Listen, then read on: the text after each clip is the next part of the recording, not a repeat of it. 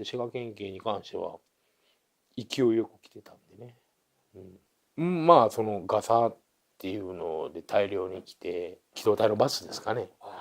が止まって、そんなものそんなに人いるみたいな、結構もう何十人単位で来てたんちゃいますかね。まあ僕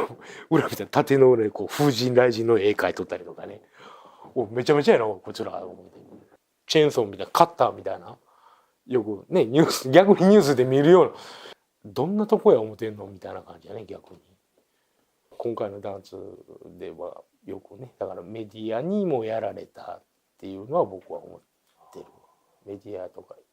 YouTube とかそういうやつにもやられたっていうのは今回ね、みんな仲間内がテレビニュースに出て、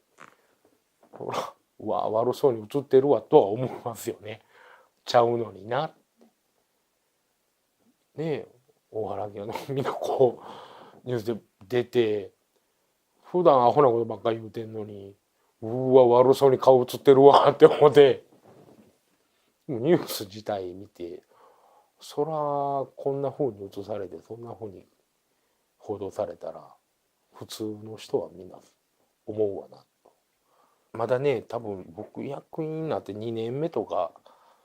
右も左もよう分かってない中でこう言うたらいなくなっていくわけですよ。ね、一応初めて仲間で一緒に行動してたコラムパクられていく、その組織としての機能がやっぱ止まりましたよね。その判断する人がいなかったっていうか、会議っていうのもねどうしようかっていう会議はしてももう結論が出ないっていう、決まらんままにダラダラするっていうのが正直なところですよね。当時の弾圧が始まった頃はその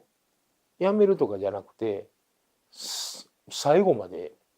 おろうって思ったんですよ。亡くなる亡くならへん別として最後までおろうっていうのはなんか途中でね逃げ出すような感じなことが絶対したくなかったんで、かっこ悪いと自分ではそういう思ってたんで、そのつながりと思いやりと持って持たれてのあれでできてる組織やと思うんで、そこがやっぱりいいところで、ギュッと同じところにおったってそこまでなんですよ。その産業別なのかどうなのか別として、同じ職種で隣の工場は何しとうか分かれへん、どんな人が働いとうかも分かれへんっていうよりかはみんな分かってる方が、ここはもうちょっとうちもうちょっと頑張らなあかんなとかできるんちゃうかなとかいうふうには思うんです。